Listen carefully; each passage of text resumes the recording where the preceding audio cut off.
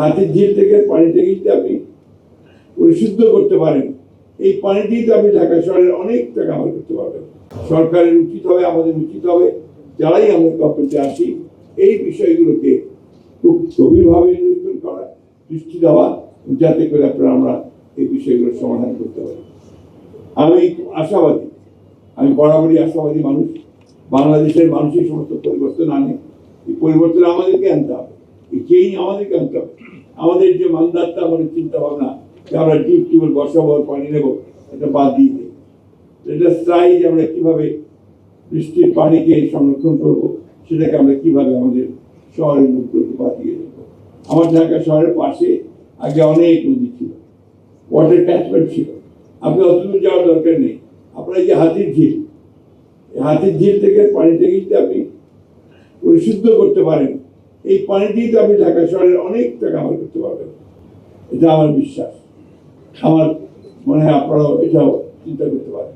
দ্বিতীয়ত, আপনার আমাদের যে আপনার পশ্চিমে আশুলিয়ার পাশে দেখবেন পানি সবসময় থাকছে, থাকছে।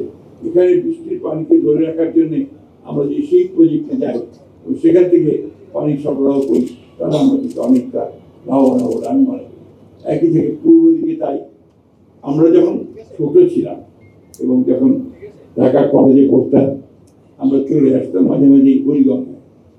বুড়িগঙ্গা ছিল তখন আমাদের একটা বলতে পারি বিনোদনের জায়গা। স্বচ্ছ পানি, নৌকায় আমরা এপার থেকে ওই পারে যেতাম, নৌকায় আসতাম, পানি খেলেও কোনো অসুবিধা ছিল। আর সেই পানির কাছেই এখন যাওয়া যায়, গন্ধযুক্ত, এবং এটা একটা মনে হবে যেখানে গেলেই আপনি অসুস্থ হয়ে পড়বেন।